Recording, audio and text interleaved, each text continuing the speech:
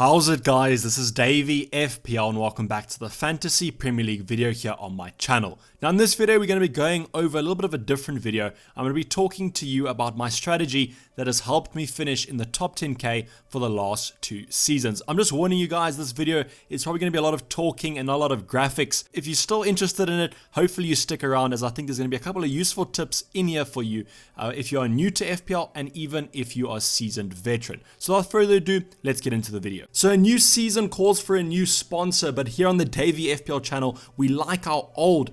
So I've brought back the old sponsor, OneFootball, but with a completely new revamped app. Yes, OneFootball has gone over a complete marketing revamp, new logo, new everything. I've checked it out, looks really good. They kind of took the old app, but just made it better.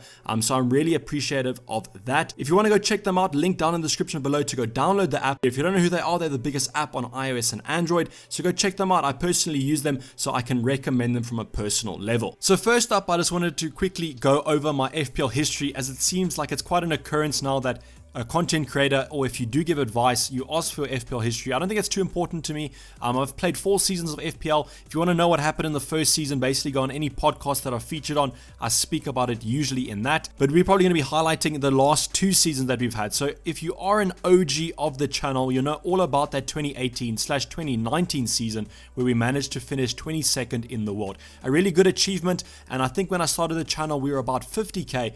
So if you saw that sensational journey we took, I think it was quite a nice journey, to be honest. And then obviously last season we finished about 5.5k. Quite disappointed that I didn't finish in the top 5k, but throughout the video I'll be telling you about some areas that I should have improved in my game that hopefully would have seen us finish a lot higher. So stay tuned for that. So if I had to describe my style of how I play FPL, I do consider myself a more conservative manager. You'll see that when I go onto my transfers and my hits per se. But with my style being conservative, that doesn't necessarily mean I'm not willing to take risks. I think my style is basically taking calculated risks at the right moments.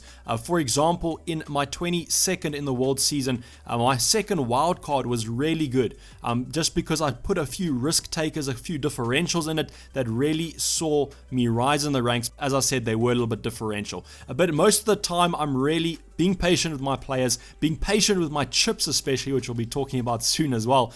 So that's what I said. I think I'm a more conservative manager. In FPL, there's a lot of styles that you can go for. I think a popular one right now is the more aggressive approach, where you kind of take the hits, swap your premiums around, and that has seen a couple of managers do really well. So as I said, a lot of different FPL styles that you can go for. This is just how I played it, and maybe you play it as well, then you can kind of focus, or maybe you play a different style and you can kind of gravitate to this one, or maybe make a combination of both of them, which I think would probably be ideal. So the first thing we're going to be talking about is captaincy. And I know this is quite a given one, and you're probably tired of people telling you how important captaincy is in FPL, but I'm here to tell you it again. Captaincy is the most important thing about your FPL team game week to game week.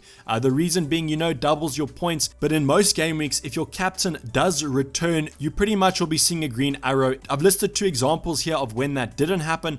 Not necessarily not a green arrow, but not that big of a green arrow. I captained De Bruyne in 1 game week last season and then Salah the next, and you can see that it didn't really pay off that well. So with De Bruyne 7 points there, Fernandes and Salah both getting more than double than him, and then with Salah, Fernandes and Martial did really well. This sometimes happens because we think Salah has a better fixture and then the other team goes and destroys that team that we weren't really expecting.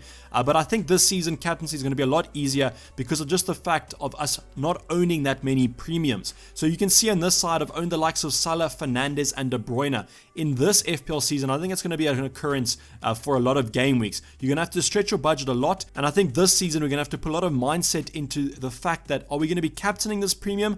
And if I don't captain him, why do I even own him? So we're going to be going into a lot of thought process of our captaincy. So I think that's why captaincy this season is going to be a little bit easier compared to last season. But FPL, it's never an easy game, so let's just wait and see what happens. But captaincy, as I said, most important thing to focus on. And if you can try and nail this every single game week, you will look for a good rank. I know it's easier said than done, but the fact of the matter is, if you can get a better captain than your opponent every single game week, you're going to be looking really good. So the second talking point I want to go over is my chip strategy. So I said I'm a conservative manager, and I think you can see this with the way I've used my first wildcard in the last last 2 seasons. So I've used it on the last game week possible that we could have used our first wildcards. I think it's been about game week 18 both seasons.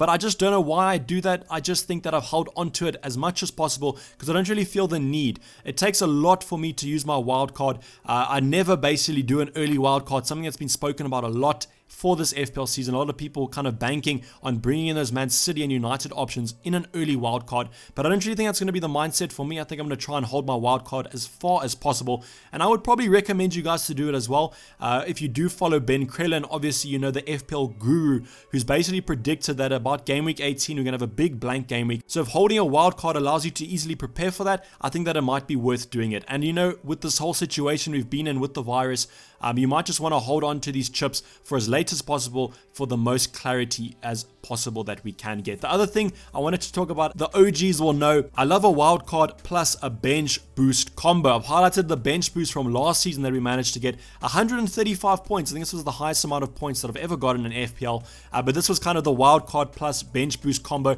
Was made a little bit easier for the fact that all of us got another wild card after the lockdown period, and so that allowed me to kind of capitalize on this bench boost. And with my triple captain and my bench boost, I usually like to use them in double game weeks. This is also quite a controversial topic, as some people say, yeah, but just use them in a single game week. It still has this high potential, but I think the ceiling is a lot higher on a double game week, and also the floor is a lot higher because at least you'll be getting hopefully 2 match appearance points from your players. So that's basically what I like to do. You can use your chips whenever you want, but I think personally that I've used them in those double game weeks and they've been the most profitable for me. So the transfers and the hits, I took 5 hits in the 2018/2019 season. Unfortunately, I can't really remember how many hits I did in the season before that. That probably would be quite interesting as well. But 5 hits, I don't consider that to be too much. That's basically minus 20 points that goes into the transfers. A lot of the hits came at the end of last season in that whole lockdown situation that we were in. Because the games were happening so thick and fast, it was nice to maybe make a switch from one premium to another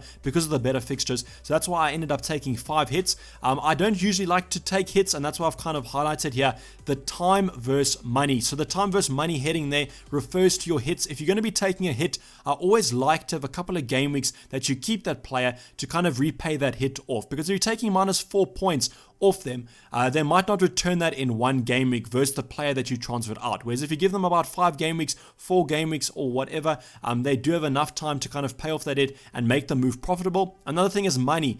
So at the beginning of the season, a strategy to do is kind of take in all the players that are on form because they rise in value. So you're basically swapping points for team value, which could also be a strategy that you can go for. Basically what this allows you to do is at the end of the season, you have a high team value, which therefore allows you to afford more premiums. But there obviously is a lot of flaws to this because your selling value versus your buying value is different, and all that. So just think of that when you do take hits though. It's always a time versus money debate. The other thing I want to be talking about is my transfers with my differential. At the beginning of the season, I don't really recommend going for too many differentials. Just go for the players that you think will do well. It's a different story at the end of the season when we're chasing mini leagues, when you're trying to get the best overall rank. But I think at the beginning of the season, just go for whoever you think is the better option, and we can kind of get these differentials throughout the season that hopefully rise us in rank. But I'm not too fussed on differentials. I only kind of think of them in the last couple game weeks. So fixtures versus form. Some people are fixtures, some people are form. I'm personally a massive fixtures person.